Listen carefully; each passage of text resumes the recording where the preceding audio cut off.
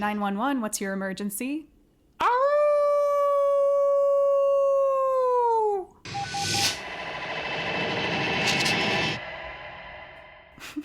I think that was good. I love it. I think that was good. It was great. It was perfect. I was feeling very like Scott McCall in like season 1, episode 6 of Teen Wolf when they're trapped in the school. Of course. Well, my problem with the howling on Teen Wolf was always like in season 3 when they have to get Styles out of the upside down or whatever. Oh my god! he is. Yeah. And they're He's like, you playing have to Go. howl to signal to your pack, and he just like yells. Yeah. Like it doesn't really sound like a howl. Yeah.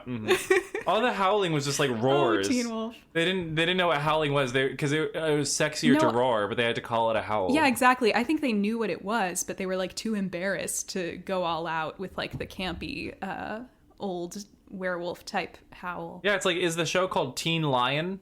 Is the show called Teen Lion? Called Teen Boy Who Yells Really Loud?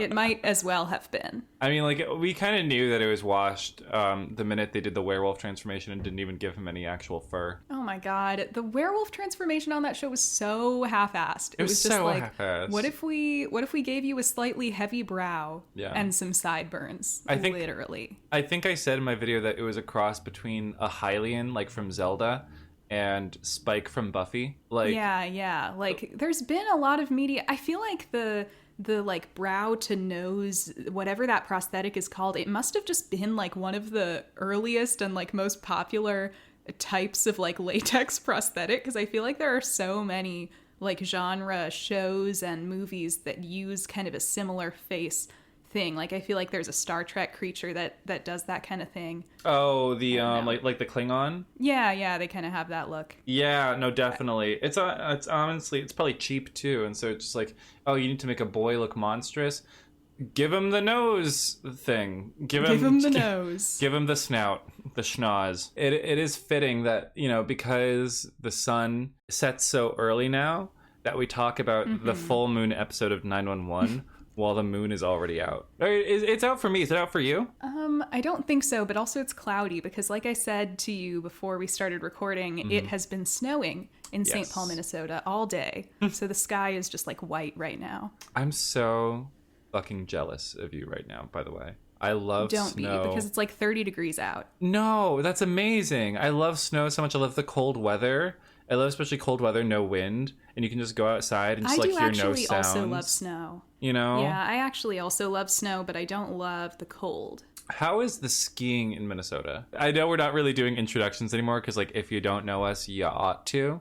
Do you want to just dive into the episode? Well, sure, Ryan. Today we are covering Season 1, Episode 7, Full Moon, in parentheses, Creepy AF. And the first thing I need to say is that I realized when I watched the episode today, I had like fully Mandela affected the title of this episode because I was 100% certain that the title of this episode was Full Moon, in parentheses, hashtag Creepy AF. I don't know why I believed this, but I was certain that was the title. I like opened up Hulu. I'm like, they didn't include the hashtag. And I like looked on the Wikipedia. I'm like, oh, they also didn't include the hashtag. So I like looked on the IMDb and there's no hashtag. And at this point it's like, okay, maybe I was wrong.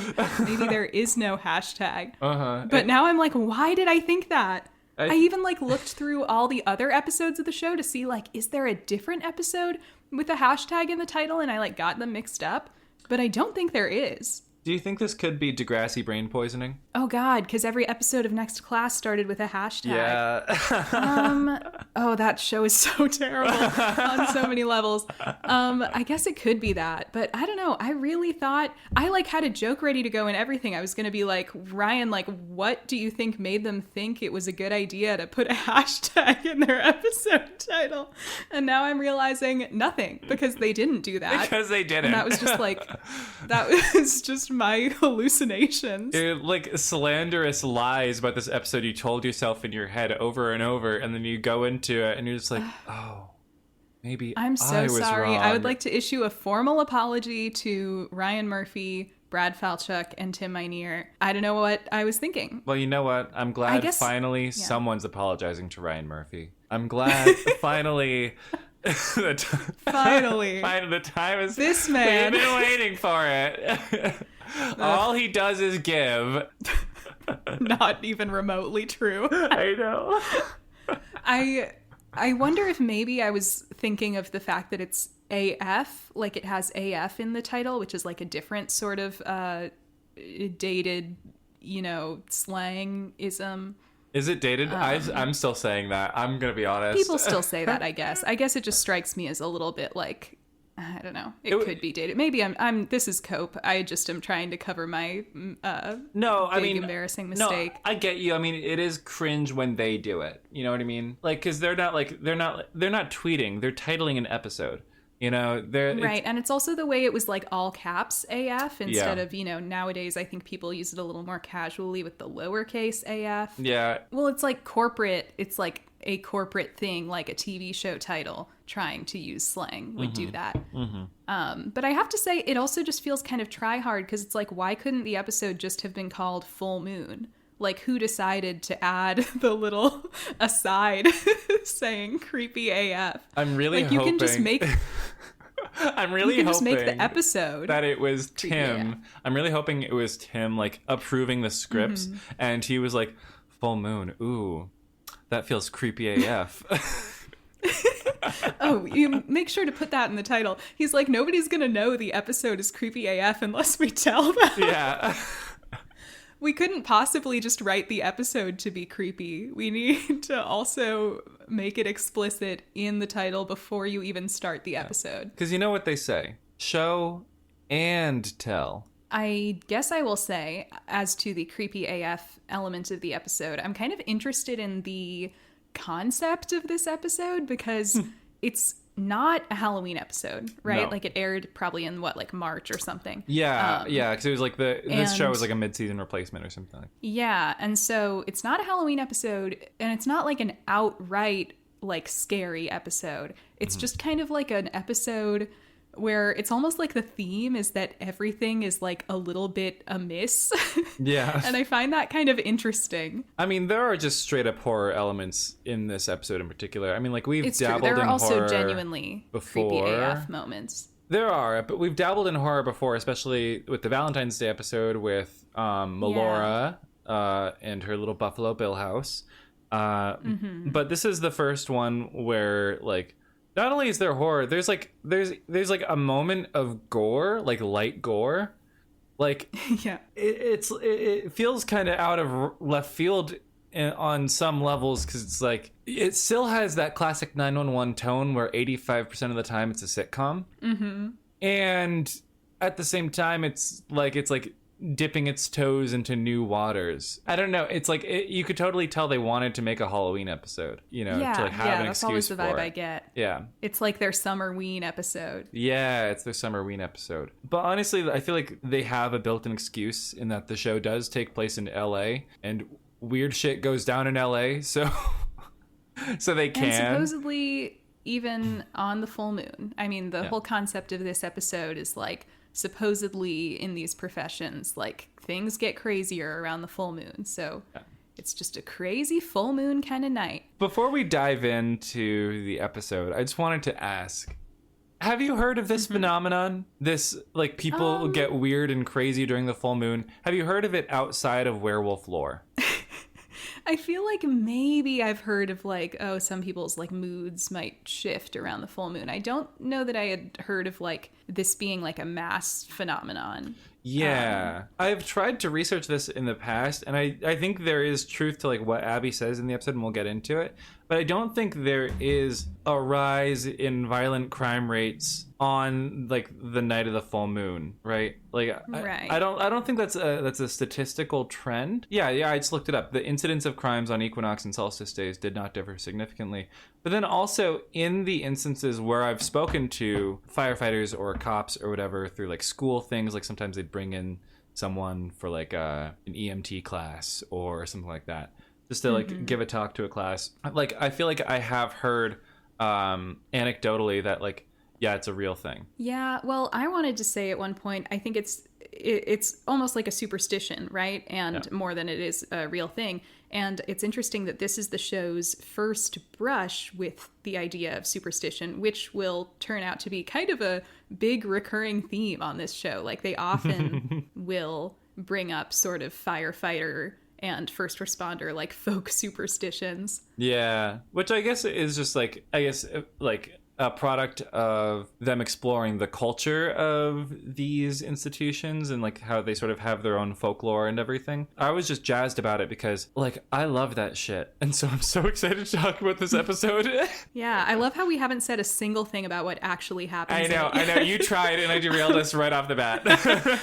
Okay, let's go. So okay, we open with kind of a weird moment for 911. We kind of touched on this in the last episode that it's not that common for this show to do voiceover, but when they do, it's usually like this, where we open with Hen is like sitting on the beach looking at the full moon, and she's giving this voiceover about how the full moon makes everybody crazy. It's very like kind of a somber and foreboding tone. Yeah, but she opens with a history lesson, which is interesting. She opens with 4.5 million years ago or something, a big asteroid collided with Earth, and then the dust particles that were trapped in the atmosphere formed into the moon. She's like, honestly, this story of why people go crazy in the full moon goes back like millions of years, and I'm going to tell you all about it. But that's so in character for Hen, because she loves to just like have random knowledge about stuff. She does. Which I love. I know, it's consistent. It's cute. We go from those Teen Wolf vibes to a little bit of domesticity with Karen and Hen at home. Hen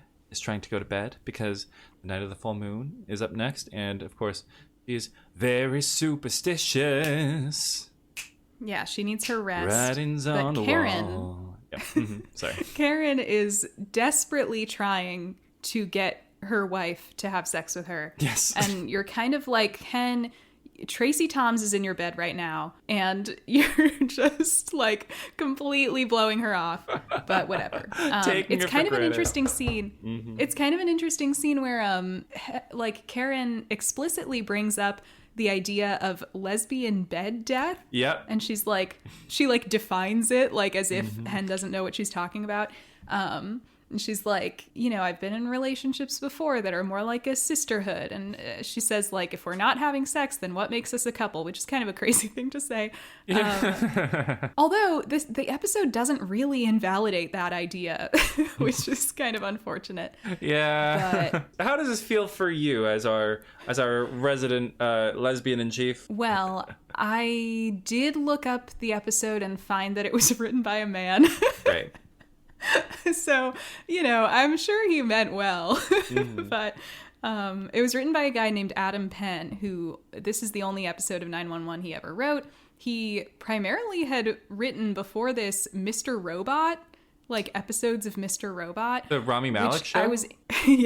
Which was interesting to me because I was like, well, that's like a very different type of show and type of tone than 911, but a good show. But yeah, I was interested in that, which maybe that explains part of why this episode is so kind of like, you know, like creepy and dark in some ways. I didn't really have much of a critique against this part of the episode.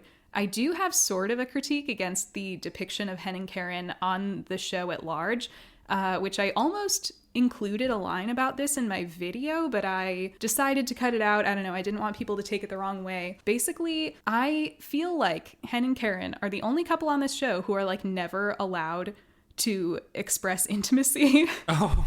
And it's interesting that this is like one of their first moments on the show, brings it up as an idea, and then the show like never rectifies that. Like, I'm not saying like I need them to be like having sex all the time. And I think part of the reason I cut it out of my video is I didn't want people to think I was saying like lesbians and media need to be like super sexualized or whatever. But it's just like, you know, we see that other couples have sex with each other. Yeah. So I just wrote in my notes, let Hen Ren fuck. Right. And I kind of stand by that. If you watch the show, there are a lot of moments, like a surprising amount of moments, where you see Hen and Karen like trying to start having sex or like about to, and then they like get interrupted like that only ever happens to them. Yeah. And like there's like one sequence in the entire show, I think it's in their backstory episode in season 6, that even hints at them like being a sexual relationship. And it's not that I like need them to be like that, but it just feels like kind of a double standard that they're the only ones who are kind of depicted as this very like chaste, like unsexy couple. Yeah. I guess getting into the heads of the writers, how maybe they would rationalize it to themselves is that, you know, Hen and Karen are established, they're married, they've been together for a long time, maybe there isn't a lot of erotic excitement in their lives, which is of course part of the conflict of this season for them. But I'm just thinking, like, you know, once the season ends and that conflict is resolved, why wouldn't they get a little sexier? It's like a couple male writers like learned that term and then we're like, oh, I gotta write this into my lesbian relationship. It's like a self-fulfilling prophecy, you know? It's like the show's telling on itself, but it doesn't actually want to fix it. Yeah, it's not a huge deal, but I just noticed it like in my general appraisal of Hen and Karen's relationship. I guess they made out better than Buck and Tommy. Well. Anyway. But anyways. We cut from there to Buck is doing a rescue at an arcade, like on the boardwalk or something. Yep. And he's getting a little girl out of a claw machine. She's gotten stuck in one of those toy claw machines. Yeah, I thought it was funny that everyone claps when Buck gets her out, because like I know that's like a real world thing, like people tend to do that when first responders like do their job, but it was still kind of funny to me. That was so shady. I'm like, wow, you lifted a girl out of a box. Wow. Yeah, you got a cat out of a tree. Yeah. I would clap if I saw a firefighter actually get a cat out of a tree. If anything, just for like fulfilling the stereotype. Yeah, the novelty of it. But what's cute is that he lets her keep the toy that she wanted. It's like a stuffed cow or something. And he like gives it to her. He's like, I feel like you've earned this, you know? Yeah, and it's true. She did. Yeah, she worked hard for it. And then we go from that to Abby is starting her shift at work, and she gets a little call from her long distance relationship. Long distance, of course, because he's at work and she's at work. But, yeah, it's not so long distance anymore, but they presumably have not been back on a date since the oh so romantic emergency tracheotomy. Yeah, and we learned that it's Buck's first day back. He has some mild discomfort, but they just have a cute little convo, and he asks her if she's buckling in. I noticed that too, but I have to say, I feel like you really brushed over the part where he opens the phone call by howling like a werewolf. And he also closes the conversation that way. And I just think it's very like significant for you and I specifically that there exists an episode of 911 where Buck howls like a werewolf. I just need to know if there have been crossover fics that have been written, and if not, who in our audience is going to write them? Because I think you have to write them. No, I'm so knee deep into my own. I can't take on another project. No. Okay. But you're like the Stephen Sondheim of Glee rare pair fan fiction. I am. I have to finish Follies before I can work on Sunday in the Park with George. Move on. Okay. They're talking about the full moon thing. Abby does not believe in it. Yes. She, like you said, she has like done the research. She's seen the statistics. She doesn't think it's real. Mm-hmm. But Buck's like, just you wait. After tonight, you're going to believe in it. Awoooo. I can't get over that. There was a she-wolf. So there was a she-wolf in that closet. In that closet. And it's so cute here how they're like establishing like a Mulder and Scully dynamic with them. And like Abby's like the perfect like, you know, sub in for like a Dana Scully type. So it's like really cute. It's true. I honestly think it's like she really, has really red cute. hair and everything. Right.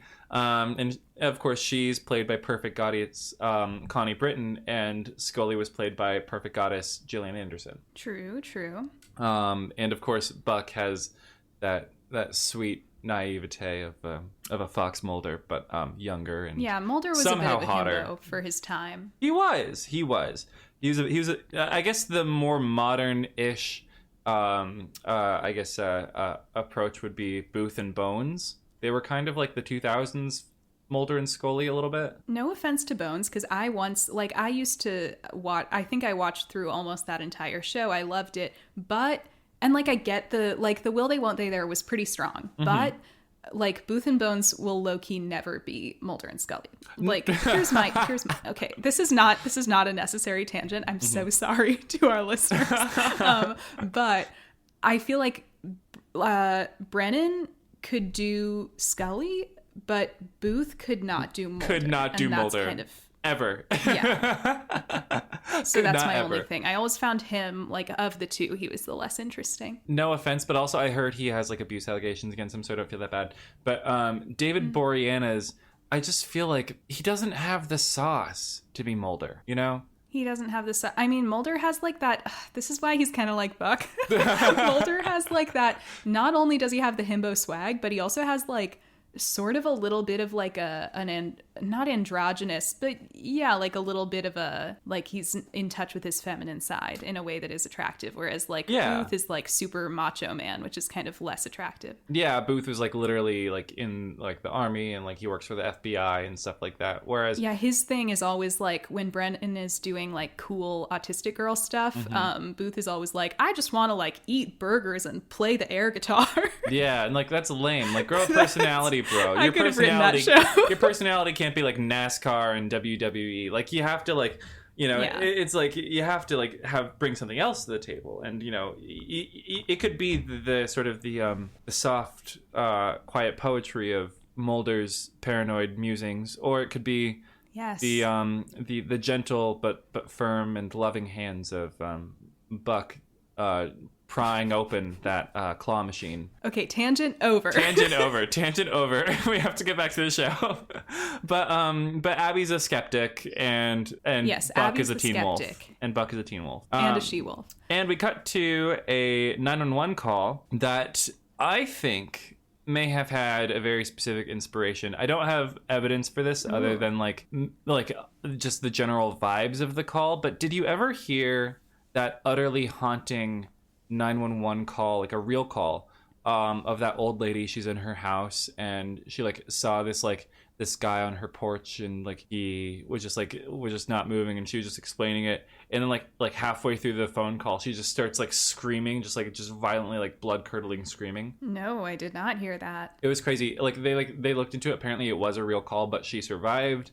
Like no one died. Ugh. But like it was like, it's like harrowing, and like so like in like now in like 911 like dispatch schools, they use it as an example of like why you have to get like the address of a call at the very top, because the person on the phone never got the address, and so they didn't actually know where the lady was and everything. Yeah, it was like, yeah, that's one of the least realistic things about 911 is they often, you know, to maximize the drama of any given call, they never have the dispatcher immediately ask for location. They just have them be like, I'm sorry, what are you saying? Or like a shark on the freeway. Like literally. They always have the dispatcher act a little incredulous first to help hammer home the drama before getting their location. Yeah, versus like if you dial 911, the first thing you're going to ask you is 911, what's the location of your emergency, right? Mm-hmm. And but yeah, this call in this episode is there's an old lady, she's in her house, and she sees someone that she believes to be standing just outside of her home, like on like the back like stoop, and he's just standing there, he's just staring at her, his face is like cloaked in shadow, and she's like freaking out, and she ends up having a medical emergency. Right. Yeah, they send Hen and Chimney to check her out, and Athena also to check out, you know, this guy, this prowler. Mm-hmm. And there's no sign of the guy outside, and the woman's okay. It turns out she probably had a panic attack, not a heart attack or anything like that. But Hen does a little like investigating of her own, and she notices that the way this house is set up is that the front door is like this glass door, and it's highly reflective, and if you stand in just the right place with the light on you, you create this like terrifying optical illusion where it looks like you're standing on the outside, but actually you're standing on the inside. So they come to the horrifying realization that the call was coming from inside the house, so to speak, and the guy was actually inside, which, Athena says, I just got the chills. Yeah. And, we all did as the viewer. This is like one of the creepiest moments in 911. It was creepy AF. It was creepy AF. They creepy earned AF. the I'll title give them with that. There's like obvious mud prints inside the house, and like it is kind of like, how did you miss that? Because they are very obvious. They're on like a white marble floor. Yeah. I just gotta point out, did you peep the ceramic cat on her like end table, like next to her couch? I did not peep the ceramic cat. There was a ceramic cat. It was everything. But this is a nice ass house. Like, is this like Calabasas? I did or notice something? that. It was It's a very nice large. ass house. With like a big like backyard too. It's one of those houses that it's so big, like I wouldn't feel safe living in it. Do you know what I mean? Right. They ask her, like, they ask the old lady, like, do you have anyone you can stay with tonight? She says, I'll call my daughter. And I think that's about it. Yeah, I think that's about where it wraps up. They sort of like insist, like, yeah, don't stay here because they don't tell her. Obviously, they're being discreet and everything, but they're like ushering her out of the house because they know that he was in the house, and they know she's not safe there. Although, interestingly, it is like a question of like, how did he get in? I guess maybe she left the front door unlocked, or maybe he like had a key or knew where the spare key was or something. Athena says at one point, like, it looks like he came right through the front door. So I think it must have been either the door was unlocked or he had a way to get in. Yeah. And then we go from that to Abby is at work, as she often is, and she gets a 911 call. And a lady is freaking out. Or doesn't the yoga call come first? No, it goes right to Abby at work, and then okay, let me tell you, this episode has like tonal whiplash, and it's like crazy. Like, okay, I had it written down that the yoga call came first, but I must have been wrong. Because it would make more sense to come first. Because it doesn't make sense to go from this call to yoga call to back to Abby in this sort of harrowing, traumatizing situation. Listen, the show was in its infancy. I'll afford it some grace, but this episode had some tone issues. Oh, I liked it. I did too, but it's just like they go from the mud prints in the house, very creepy, to just a genuinely harrowing call where this woman is at home and like this man whose identity we're not privy to is going full like Jack Torrance in The Shining, like breaking down her door. She's like breaking down the door. She's freaking the fuck out, of course, on the call with Abby. She gets the name, she gets the address, and before help can arrive, the man breaks through her bedroom door. She goes, "What are you doing here?" We hear some sounds of some stabbing happening. We hear some sounds of some stabbing and some butchery happening on the line. Yeah, he murders her. Yeah. And that's where it sort of leaves us on that like very like harrowing note. And then we do a hard cut to Buck moldering all over Bobby on a different call. Yeah, Bobby and Buck definitely have like the comedy B-plot role in this episode. Yeah. They roll up to a yoga studio. This, yoga instructor comes out. She's like, quick, she's in here. Here, it's this pose. And Buck is like, oh yeah, what pose does he say? Is it lotus or what? It's, I don't remember what it was. It's not lotus. It's, some specific pose. And Bobby's like, how do you know that? And he says, quote, I've dated like 50 yoga instructors. Right. And we know what he means by dated. I'll be the first to say it. That's a lot. It's a lot. It's a lot. That's a lot.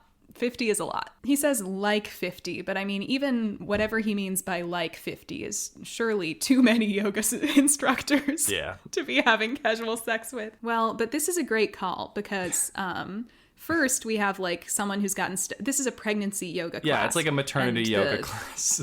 That's like the twist on it. Problem. The original cause of the call is there's a woman who's gotten stuck in a yoga pose because she slipped a disc.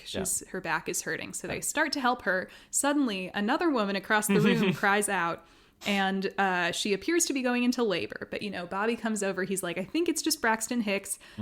You should be fine. Then another woman cries out. This woman's water has broken. And they're like, okay, well, we'll get you to the hospital. She says, no, this is my fourth kid or whatever.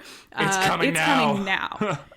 And suddenly another woman goes into labor. Braxton Hicks woman, turns out she's actually in real labor, having real contractions. all these babies are coming like right now today. They don't have time to transport them. Yeah. The third woman in labor, like her baby's head is too big for her pelvis. They're going to need to rush her to the hospital for an emergency C-section. But the other two women, like, they just have to deliver these babies now. The woman who's on her fourth kid is she's like, I can deliver the baby. Like Don't Buck goes about over it. to help her. Buck goes over to help her, and like it turns out she's a doula, and like obviously it's her fourth baby, so she's just like, little boy, get out of my way. I got this. That's right.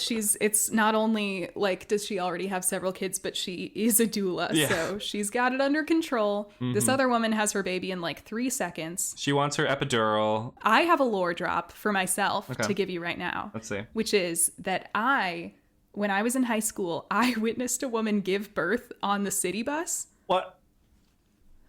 Yeah. What? This is real. Like, you can look it up. Like, it was on the news. I was on the news, actually. You just... interviewing about it. And I was just, like, on the bus, coming home from the movie theater one day. Woman went into labor. And I swear, because some people, like, I've met people who don't believe me when I say how this happened, like, how fast it happened. But this really can happen. Because this woman, like, she went into labor, bus driver pulled over, called 911, and before the ambulance even got there, her baby was born. So it's like, it does happen. Did she deliver it herself, or did they have like a doctor on the bus, or? We didn't have a doctor, but a guy kind of stepped up and delivered the baby. It was crazy. Yeah, it was a beautiful, life-affirming moment. Wow. Well, I'm really, like, I'm jazzed that you had that like lovely experience. It sounds like it was a wonderful experience. I've just never heard of anything like that happening in real life. Wow. Well, you have now. I mean, it was this was like my 911 scenario, like the closest I've ever come to being in an episode of 911. Did you call 911? Did you call the? No, I think the bus driver called 911. And you were just like, you were a bystander. I was a bystander. Some people got off the bus and some of us didn't. I probably should have, but I think me and like one other, I think we kind of were trying to see if we could help. And there was one woman who got on the phone with her mom, who was a midwife, and she started asking around. She's like, does anyone have a shoelace? Because we can use it to clamp the umbilical cord. Oh. So I gave this lady my shoelace, and then it didn't even end up getting used. So Right. I just went home with one shoelace. Right. Okay. You didn't even get your shoelace back? No, I guess not. I guess if they used it to clamp the umbilical cord, you might not want it back. True. But I mean, it didn't get used for anything. So actually, yeah, I don't know if she just kept it or if I just didn't get it off the floor or what. Do you think she just has it in like a drawer somewhere? Like, oh, this is that girl's Yeah, shoelace. I'm maybe. sure I'll get it back to her one day. Or she like consciously stole it. Her mom wasn't even a midwife. She was just pretending because she wanted my shoelace. Or attention. Or attention. But yeah, that was crazy. Anyway. That's genuinely crazy. Wow. Yeah. Did you have a yogi? We didn't have a yogi on duty, as far as I know. Because like, did you But have? I was coming home from seeing the movie 8th Grade by Bo Burnham. Oh my god. So I kind of didn't have time to process the movie. Yeah. All that happened. Wow. Interesting. So you had a crazy night. It was the day. It was like afternoon. I had to go to work after at the ice cream shop. So C's 8th grade, witnesses childbirth, goes to work like a 7-hour shift at an ice cream shop. All in a day's work for 17-year-old Jane. All in a day's work. Jesus Christ. That's awesome. That's awesome. Yeah. That was a crazy day. Wow. In this call, like, I'm just imagining like if you were on the bus and you had like a yogi there in everyone's ear just being like, the full moon brings fertility and many cultures talk about how it aids childbirth. And like just like being on the bus and be like, this is not the time. Shut up. No, because she does say that in this call. She kind of, unhelpfully goes, some people think the full moon, can induce labor. Right. It's like, obviously. Clearly, right. But if anything, it's just another drop in Buck's hat and being like, oh, Mulder is right yet again. Right. His superstition is only proven right throughout the entire episode. But we get, at the end of this call, Buck mentions to the women, he's like, that's Bobby and I'm Buck in case you want to name your kids after us. And she's like, which no. is funny, but also it's like, come on, like, why would we name our babies Buck? Like, no offense. Literally. If anything, I'd name it Bobby. Bobby's so much cuter for a baby. Bobby is cute, but yeah, even that. It's weird that he gave them both their nicknames instead of like their birth names. I'm Evan. This is Robert. If you want to name them after us. Can you imagine naming a baby Robert? Because like people must do it because there are people named Robert in the world, but I can't imagine looking at a newborn baby being like, yeah, that's a Robert. Buck, obviously, so you said, yeah, he offers them to name the babies after him and Bobby. Very Buck move. Obviously, they say no. The doula lady specifically says no. And then we hard cut back from that very, like almost like comically lighthearted call. Like, it's like lighthearted in like the way that it would be lighthearted for any episode of 911, not even just this episode. Yeah, it's very comedic. And then we hard cut from that back to Abby in shock over hearing a woman be brutally murdered. And we get the first appearance, I believe the first appearance, of the diva herself, Sue Blevins. Cue the air horns.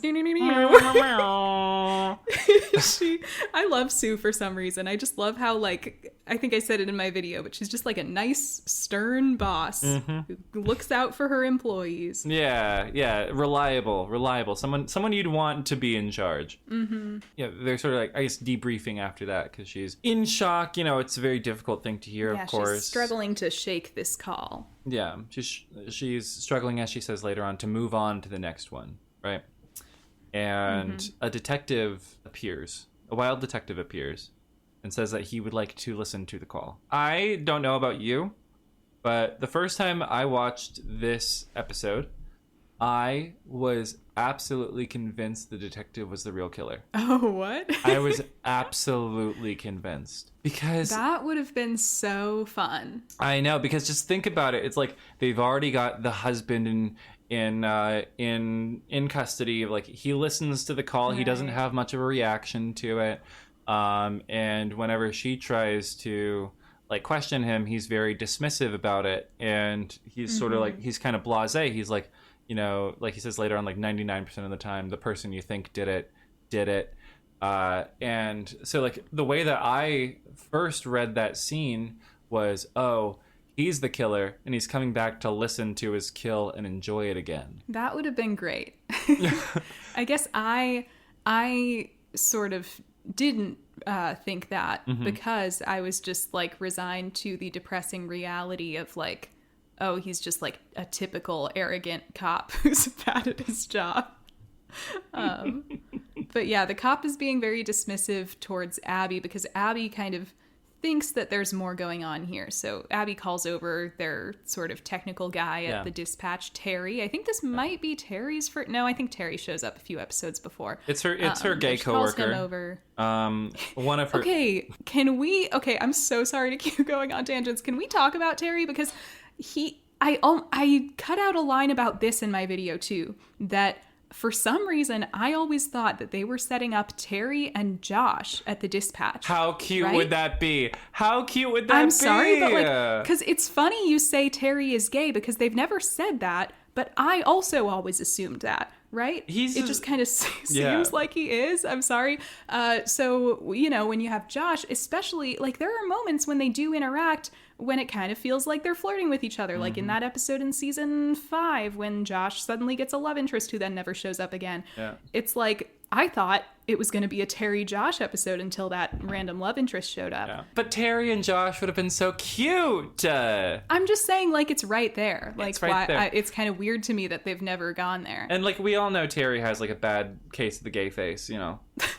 I don't want to be rude, but it's weird that we both assumed he was gay, even though the show never said that. Because he is! Just look at his face! So anyway, tangent over.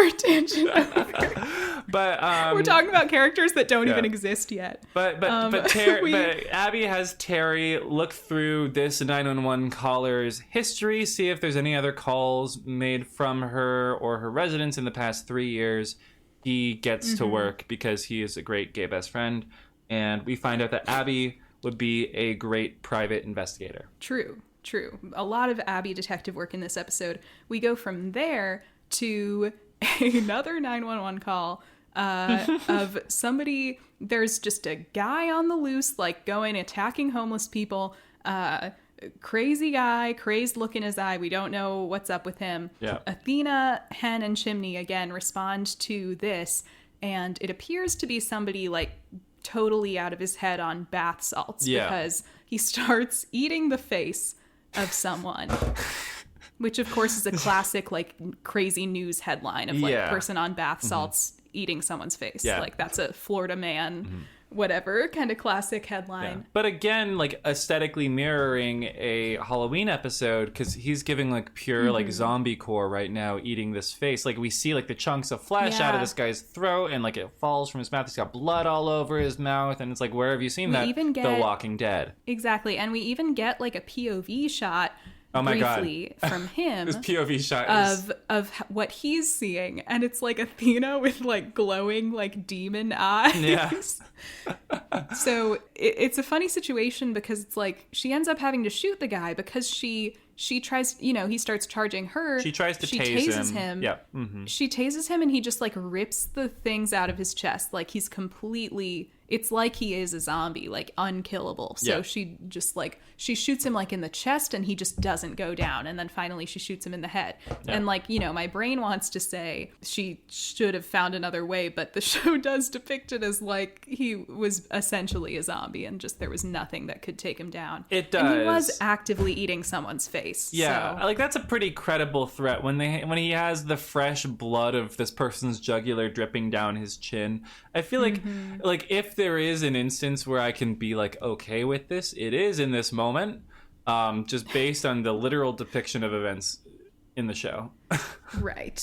So Athena does that. It's interesting they do still depict that like she has to deal with some bureaucracy after that. Like she says, I might have to be on desk duty for a few days while they sort it out, but whatever. Hen, finishes her job and gets a phone call, and it's Eva. And it's Eva. Her seductive and volatile ex, who we previously saw in prison, but has now apparently gotten out of prison. And she's like at a seedy motel, and she's calling Hen, and she's like, come over, babe. I have the place I'm staying at, it's not much, but it has a bed. Yeah. It's like the most, it's the most fucking, like, she couldn't be more explicit if she tried. And of course, Hen, who is still into her, hashtag Paramore still into you, she's humoring this, right? She's humoring it. Like, she is. She's humoring it way too much. Far more than is appropriate or called for in any way. Right? But Eva, like, she claims to be doing well. She has an entry-level job at like a small tax firm, and it's like, good for you. It sounds like you're kind of getting your life back on track, but that doesn't change the fact that Hen has a wife. Hen is fully married, not with this woman. Hen's like drowning in beautiful women who want to have sex with her. I know. The nightmare. Which she's like, what do I do? But she hangs up the call. Athena kind of comes over and susses it out. She's like, that wasn't your wife on the phone, was it? And she tells her, just so you know, you can't ignore these problems with your marriage or like stagnation in your marriage because, these things can, I thought my marriage was fine. And then the next day the bomb went off. And then, Hen says like, Karen's not a bomb waiting to go off. And Athena says, I wasn't talking about her. Yeah.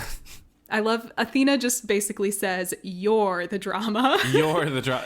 You're the problem. Am I the drama? No, I'm not. No. Hen very much is the drama. It very much is. This interaction actually got me thinking about the fact that we really haven't seen Michael in a spell, have we? No, which is part of why I was so confused when you said he's main cast. I know. It's like, where is he being billed every episode? If so, he has a great agent. Right. I know. So that's why I was confused, is like he's just simply not on the show as much as the main characters. Yeah. But sort of leaves us on that like ominous note of like, is Hen going to,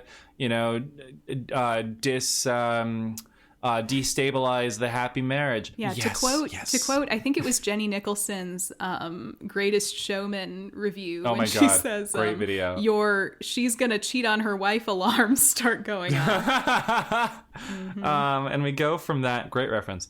And we go from that to we are back at dispatch, and Abby is showing the 2 different 911 calls that they dug up to the detective, and the differences sort of therein, right? 3 years ago, there was another 911 call. Her ex-husband, who very abusive, was at the door, and she was like, demanding that, he get off her property in a very sort of like, almost like a self-possessed way. Obviously, yeah, she was just being a little more forceful about it. She's like, I'm on the phone with the cops. Like, if you want to spend another night in jail, you can keep doing that. Like, she's clearly pushing back. Whereas in this call from tonight, she was like very realistically afraid, and like when the guy came in, it sounded like she recognized the guy, but not in a like, oh boy, like you're back, like how dare you, I've got a restraining order kind of way, but more of a like, what are you doing here kind of way. And it's like Abby, a intentional dichotomy. There's like real terror in that call, right?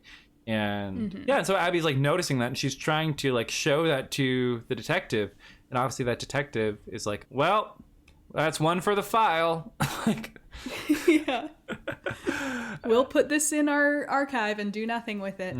And like Abby's being like really real about like, this woman's experience. Like she's like approaching it like intentionally, from the woman's perspective, which obviously this man, either is unable to or is willfully avoiding putting himself into. And like, it's just another example of police douchebaggery. Listen, Ryan, trying to get inside the mind of your female victim is gay, okay? You're right. It is gay. Jot that down. I actually heard that from Abby's gay coworker. Oh, yeah? Sorry, one of her gay coworkers. We haven't met the other one yet.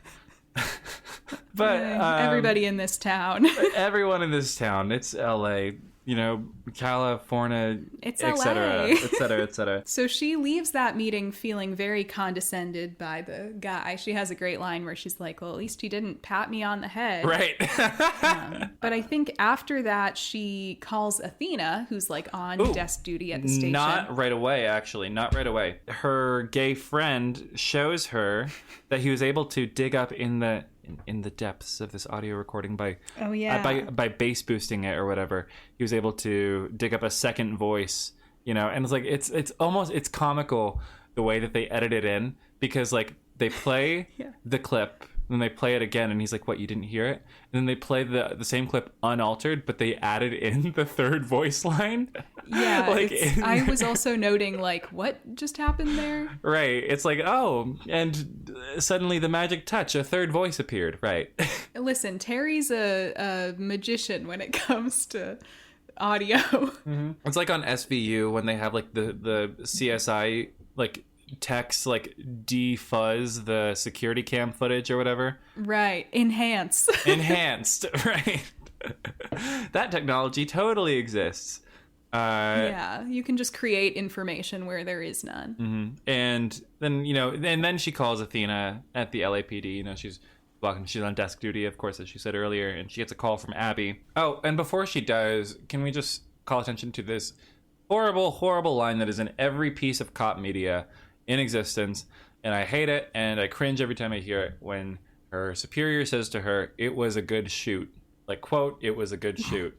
It's like, I've heard it so many times on like cop shows that it's like triggering in my brain. It's just like no. Interesting that they see it as like any shoot being good. Right. It's like, is this a colloquialism, or is this just like your perspective on this job? Like, interesting. Okay. But she gets the call from Abby, and kind of they start to sort this out. They realize that there's this crossover between the call Abby took earlier from the older woman, because it turns out, the woman that witnessed, the third voice in that call from a few years ago or whatever is someone named Nora Jane Curtis or something. And they're like, wait a minute, that older woman who called earlier was named Nora Curtis. Turns out they're mother and daughter. And, they realize they're staying together, and this guy might come after them. Yeah, it's like a George W. Bush thing. Right. Yeah.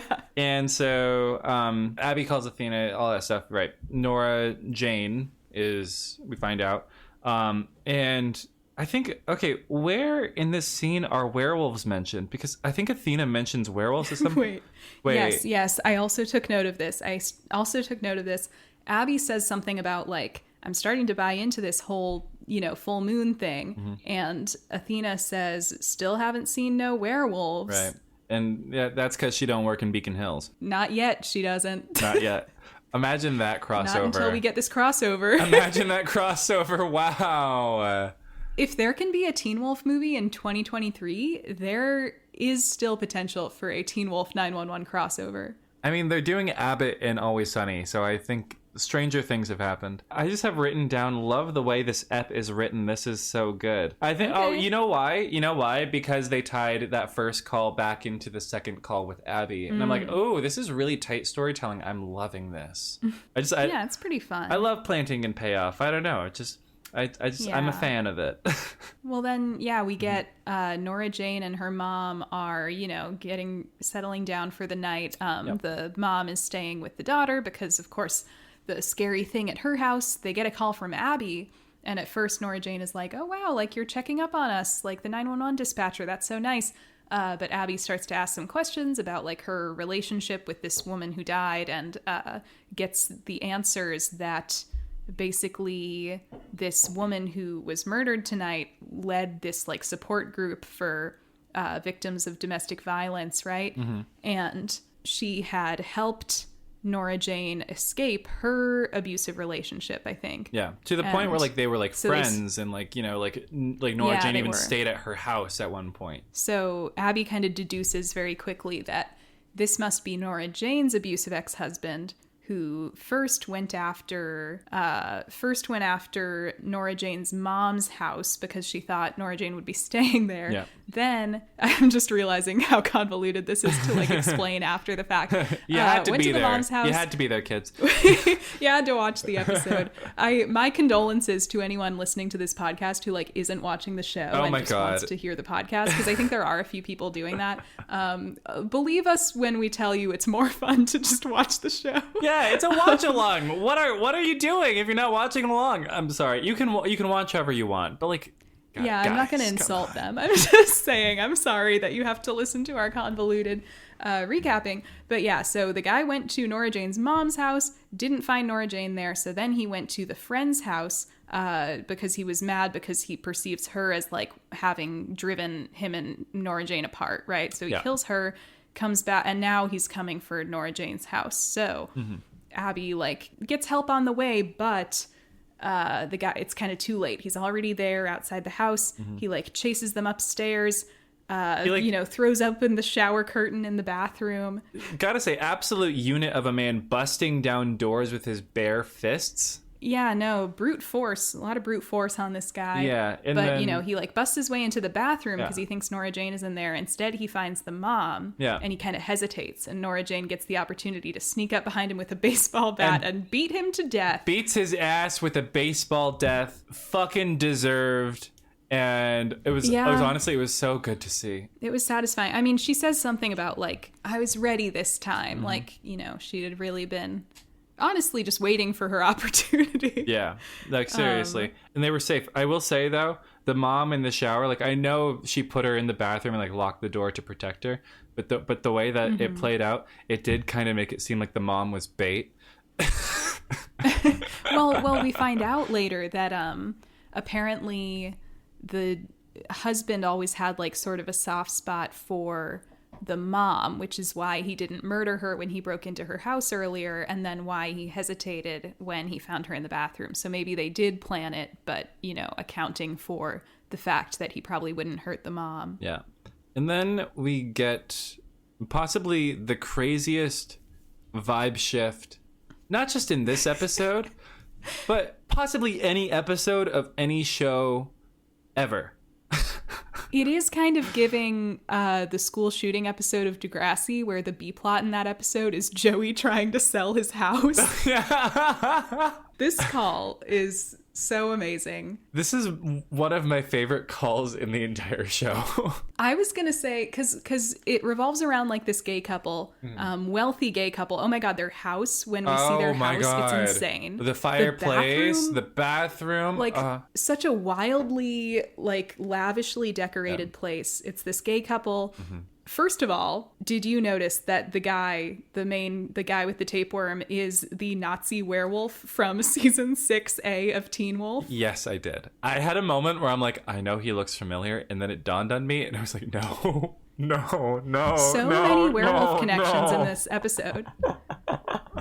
It was Der Soldat himself. And gotta say, better use of the actor in this episode than all of 6A. Yeah. Having seen this, I'm very impressed by his range, honestly. Yeah. This gay boy, right, who probably works in Hollywood, and his boyfriend or husband, who's presumably a writer of some sort, given the way that he waxes poetical about quite literally everything. I like that you read into it like this, because that didn't even cross my mind. Well, they're rich, and they're in LA. This is just, you know. Yeah. So screenwriter and his trophy actor husband. Yeah, that's the headcanon that I like to go with. Yeah, I mean, they're both very good looking. He calls 911. One of them is in the Nazi teacher that was eating people's pineal glands. Calls 911. Which, to be clear, he only did that in Teen Wolf. He does not do that in 911. That we know or of. Or in real life, as far as we know. That we know of, yes. He calls 911, and he's having a little, like, maybe a little Reagan in The Exorcist moment. You know, something's, like, inside of him, and he's, like, he feels it twisting around in his gut, right, and everything, and he's freaking the fuck out. And who should show up? His husband is kind of like exasperated with him this whole time. Yeah. It's clear that like he's maybe been having this issue, and what I kind of, the way that you were obsessed with that couple in episode 2, like the guy who's threatening to jump off the building, this was like that for me, where I was like, I need like an entire spin-off about these two.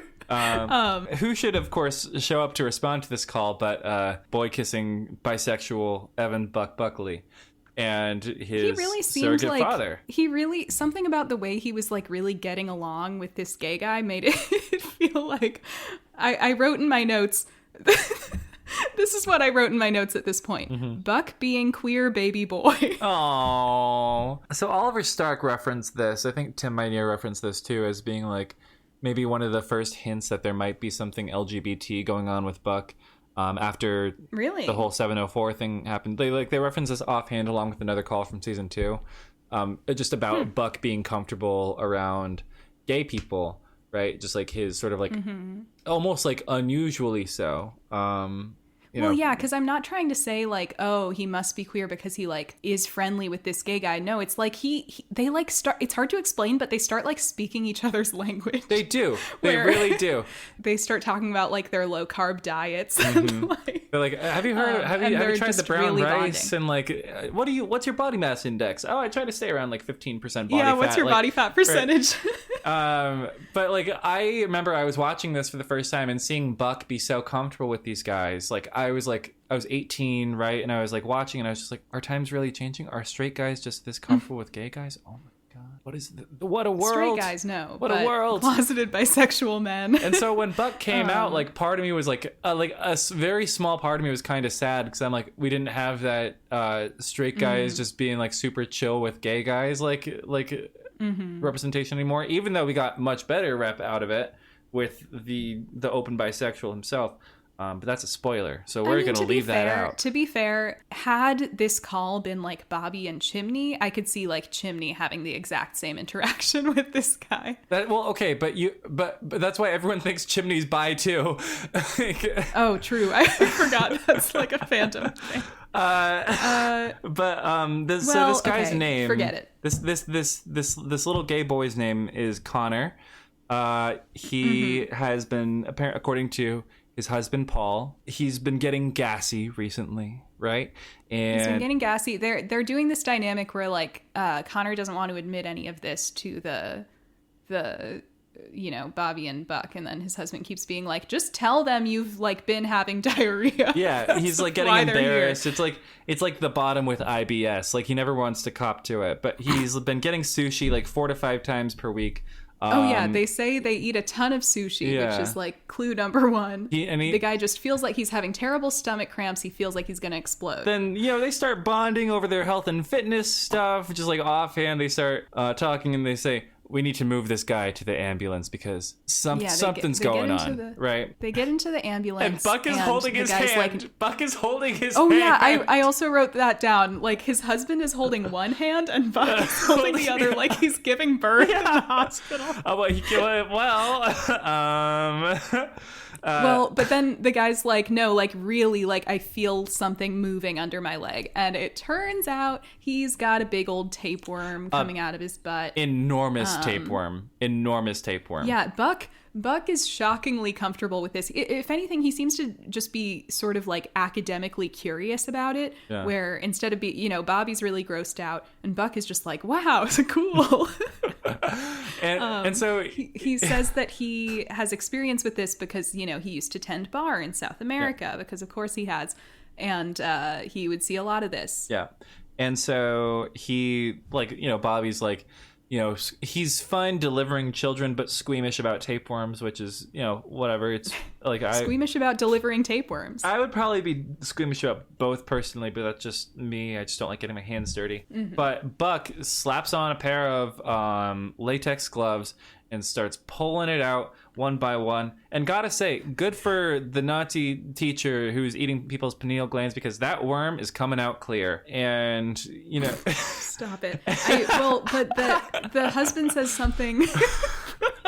says something really funny where he's like, oh, it's like the handkerchief... it's like the handkerchief clown trick or whatever. Yeah. Because, he keeps pulling it out. He says at one point, he's like, wow, this has got to be like 7 or 8 feet or something. Yeah. It was it. And, like, he has to be gentle with it because obviously it can't break because, like, if it breaks and it goes back in, it's going to regenerate and everything. And that's just another problem. Yeah. It is, like, thick and it is, like, a long-ass tapeworm. But, like, it's, like... I don't know why. I expected it to be flatter. It's like round. It's like got like the body shape of an earthworm. Well, it was also like a fake tapeworm, right? Like that's not a real tapeworm. So I think in real life they are a little flatter. Yeah. I feel like they're probably pretty fragile too. So I'm just surprised at Buck's gentleness. Okay, I had a little connection to season 6 here. Okay, let's hear. People are going to call me crazy, but listen.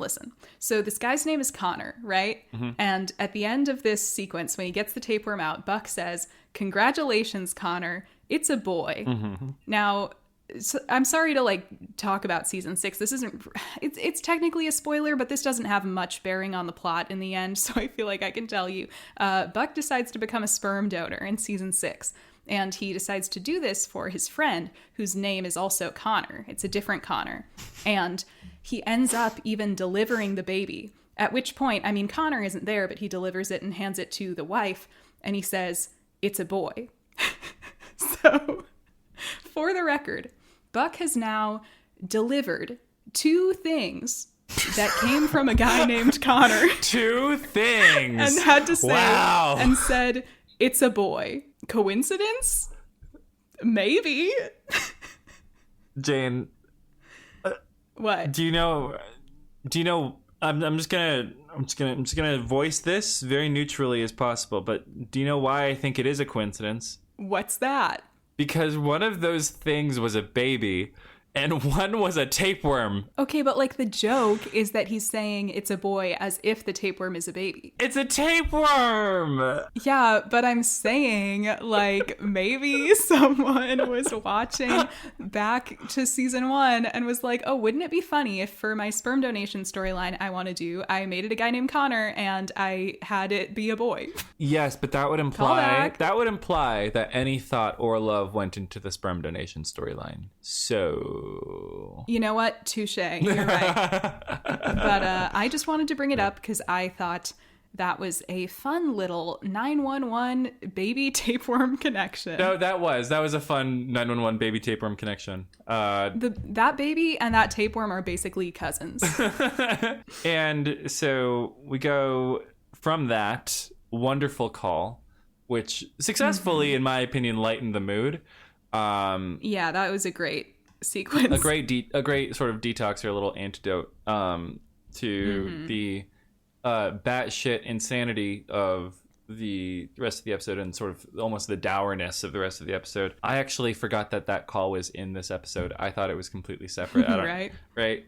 Yeah. But then we go from that to Abby back at the dispatch center, and the detective shows up. Mr. Not the Murderer detective comes by to apologize.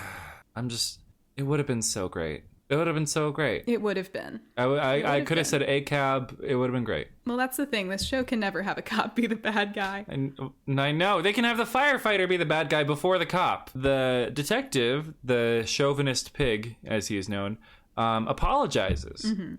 Like sincerely, seemingly apologizes to Abby. And I was just thinking, man, Abby would be a better detective than him. Yeah, maybe she genuinely would. Yeah, it would have been great if we had found out like after season 1 that she like stopped being a dispatcher and now she's just a full on like, you know, because she did like go travel Europe. Maybe she's like a Poirot style detective. That would have been so great. Or if she was like Columbo or something like that. That would have been so fucking fun. Connie Britton in her Connie Britton voice saying, just one more thing. Yeah. Well, from there we go to Athena calling Hen. Yes. And did she just call her to say it turns out the guy wasn't on bath salts at all? He was just had alcohol in his system? Yeah, it was just a guy going through something, apparently.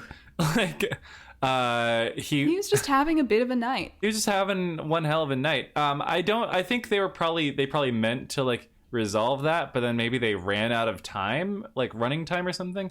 Like they mentioned, I mean, I think that is the resolution. Is just like, ooh, it's creepy that he wasn't on anything. They mentioned in the in the Hulu episode description that the guy was like rabid or something. So I expected like a rabies thing, but that's not even how rabies presents in humans. No, I don't think so. I mean, it does make you aggressive, but yeah, I don't know if you'd be like eating someone's face aggressive. Yeah, I feel like you might just be dead by that point. Yeah, so it's literally just a call to be like, no bath salts were involved in this manslaughter. No, but I mean, don't you get it? Like, that's what makes it creepy AF. I know. That's what makes it creepy AF.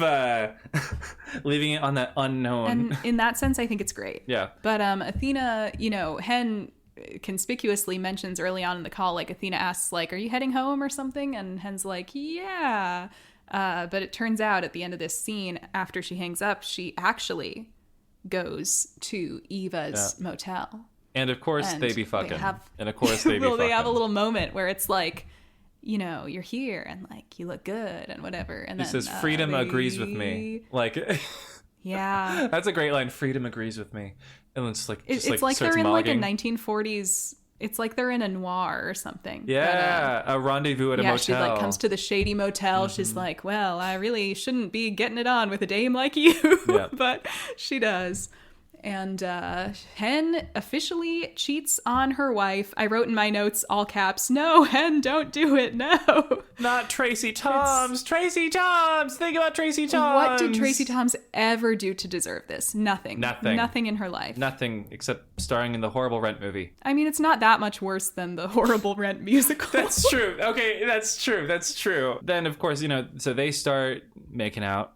And then we hard cut to Buck rolling up to Abby's with a bottle of red wine. We hard cut to Abby. Right, yes. It's kind of interesting. First, Abby. we just see Abby in her house. She sees the knock on the door, and you can kind of see it spook her a little bit, like because of the day she's had. Yeah. But she checks the peephole. It's Buck. She opens the door. He's got a bottle of wine in hand. And he blames it on the moon. He blames it on the moon. He's like, you know, I just suddenly found myself pulling into the liquor store, getting this bottle of wine, and driving to your house. Yeah. And they sort of have some adorable, sexy banter about whether it was science or magic or something else. Mm-hmm.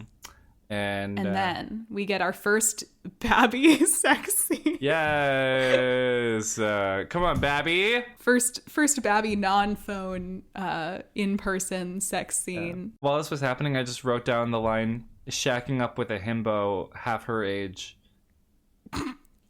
For no reason. At all. No reason in particular. You know what, Tommy? She was having the time of her life. And was. Without you. And was. Without you. But Buck and Abby, you know, they finally just do it. Yep. And it's great. And I can't, as always, like, we can't explain this, but we have become full-on Buck Abby shippers. Yes. Yes. Maybe not shippers, because it's not like we're like writing fan fiction or anything, or like seeking out gifts and stuff, but I do feel like we're both obviously into this relationship, and I was into this scene. Buck Abby narrative enjoyers, and I was really into this scene too. Like I was feeling like Abby's sort of like her whole thing. I was like, damn girl, you get some. Okay, like exactly. So into it. It's like in like season 15 or 16 of Grey's Anatomy, when Meredith is suddenly being pursued by not one but two hot younger men, DeLuca and Link. Mm-hmm. And briefly, I remember that's like when my interest in the show revived, because I was like, oh, this is like cool. This is like, if you're like Bachelor Nation watching this show, you're like, ooh, the fantasy of like the sort of attractive older woman like being desirable and desired by all these hot young men. Mm-hmm. And like that's the story, and she's in control. I thought it was great. Yeah. Anyway, I also wanted to say Buck Abby narrative enjoyers, aka Bane. Oh my god. Oh my god. Just, you know, if that means anything to anyone. Before I put on the mask. Sorry, not a Nolan Bane impression in 2024. But I did write down also kind of upsetting that these two sex scenes are cut together. Because, like, you're into the Buck and Abby sex scene, you're not into and cheating on her wife montage. Yeah. Although, honestly, and then okay, we're not into it because we know Karen and we love Tracy Toms. True, For like maybe a first-time fresh viewer at the time would have just been intrigued. Probably isn't that invested in Karen as a character necessarily, unless of course they immediately latch on to the lesbian domesticity, right? Or they just think they're Tracy cute Toms, together. if they're already Tracy Toms enjoyers. Exactly, but if you're just like a casual viewer, you might be just watching this and thinking, like, especially like if you're a woman who loves women, then you might be watching this and thinking, yes, lesbians on my screen. I don't know.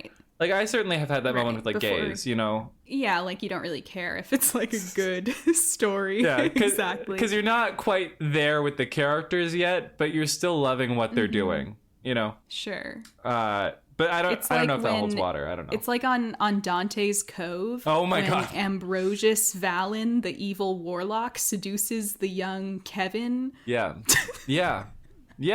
You would love Dante's Cove. It's like so fucking funny. I have to watch it. I have to watch it. It's so funny. I've been looking for a new show to watch, so that might be the one to do. I'll just like upload all the episodes onto a Google Drive and I'll send it to you. Please. Yes. Do like a mega file or something like that. Yeah. We can just torrent it to each other. But I was just watching like these like intercut sex scenes, like, and like how like you know, like they're brief and they're cloaked in shadow, but they are pretty physical and they're pretty revealing and everything. And I was just thinking like there was absolutely, like, if this was in season 1, there was absolutely no excuse for chaste Buck Tommy in 7 and 8. Well, yeah, I mean, I will say though, in general, I think the show has gotten more chaste, like on the whole. Like, I'm not trying to excuse that because it was extremely weird. But yeah, like I would say in all of the couples, less. I feel like season 1 had more sexual content than the rest of the seasons. That's true. That's definitely true. And if we do get it in the later seasons, it's often like less than this. It's more like a cutaway. Sometimes with Eddie, you would get like a right after he just stopped having sex, like you cut to like him and Shannon or him and Marisol like breathing heavily. Season 1 definitely is more explicit, I would say. Definitely. But I wrote down one more thing, which is when they cut to after the fact, and it's like Buck and Abby spooning, and Abby is the little spoon. I was really hoping it would cut to that and Buck would be the little spoon. Oh, little baby girl. Come on, like I feel like Abby tops. Oh, absolutely. I just thought it would be a funny detail, I guess. That's what I would have done. Well, we have unusual taste, Anastasia. But then it cuts from Abby not spooning Buck to Hen back on the beach, just like she was in the opening. Mm-hmm. And it does that thing that I love. It's so simple, and it's so like, it's done all the time, but I love it whenever I see it. It's whenever an episode of a show takes place overnight, or like a movie takes place all in one night or something, and it ends on the sun rising. Like, I don't know, there's just something about that I love. It's just like, the story is complete. Ooh, bookend. I don't know, I just loved it. And she has that is the end of the episode. She has a little outro monologue, and that's it. That's the end. And I think that this was a damn good episode. I think it was. We got some real creepy AF moments. We got, dare I say, some funny AF moments. Yes, we did. We got some damn good relationship moments, and some damn frustrating relationship moments. And that's what drama's all about, It is. It's like, as much as if you ever hear us criticizing things in the story, we're not always saying that they shouldn't have happened, just that they're hard to watch, but it's kind of necessary to have an interesting story a lot of the time. Yeah, because these are our children, right?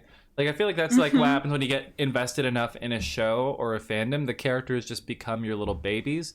And so when they start doing bad things, you want to punish them and scold them like a parent. Yeah.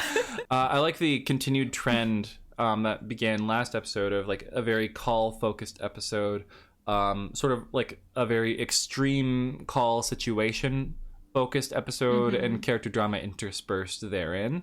So I think that was a really good sort of flow style for the episode, and it afforded the characters the opportunity to sort of play off of situations and riff off situations in a natural way, because they were so swamped at work that it sort of forced certain things to come up in the moment. You know what I mean? I'll never understand. I totally understand fans who want a good balance of that and character drama, but I'll never understand the fans who consider the 911 call episodes filler, or who want less of that. It's come on, the point of the show at the end of the day is the crazy 911 calls, and that's my first priority, and after that I'll think about characters. My last on my list of priorities is cop stuff.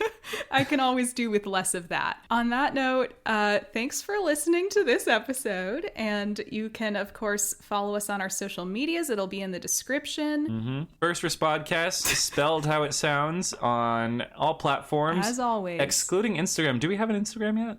No, we don't. No, we don't. Why would we? Listen, what would we post? We're an audio only podcast. We could post. What pictures would we post? Eddie's beautiful face. Just, even though we haven't even covered his episodes yet. Anyway, remember to rate us 5 stars. Yes. I don't actually know if that does anything in the algorithm of Spotify, but it's fun for me to check our Spotify every once in a while and see how many 5-star ratings we have. It's great for our egos. We're up to 89. Feed That's our a egos. lot. Damn, are we at 89 5-star ratings? As of right now, yeah. It's a hit. See, listen to how happy it makes us. It's a hit! Wow. And we are also, I believe next week is going to be officially 2 months of the First Respondcast. Yeah, something like that. It's going to be Look at us. 8 weeks. Look at us. Wow, made a plan and sticking to it. Soon enough, we'll be through with all of season 1, which will be exciting. I'm really enjoying. I don't want season 1 to end yet. I'm really enjoying it. But consider the fact that once it's over, we get to see 1, Eddie Diaz's beautiful face, and 2, Maddie Buckley's beautiful face. Beautiful face. See, there's something for both of us. It's just that the thing for me is also the thing for you, because that's your baby. Listen, there's crossover. There's crossover. And as a notorious gay boy, I of course stan Jennifer Love Hewitt like no other. So I'm looking forward. It's just I'm not ready to say bye to Abby yet. I'm loving Connie. I'm loving Abby. I don't know. I'm getting sad now thinking about it, because I love her. I love her. She's definitely a great part of the show. Here's to enjoying the always fabulous Connie Britton while we still can. Exactly. And with that, we will send you off with an Awoooo. Awoooo! Mine was way more half-hearted than yours. Yeah, you kind of okay. phoned it in a little bit. I'm kind of embarrassed. I'm for the you. Scott McCall of the I'm the Scott McCall of the two of us.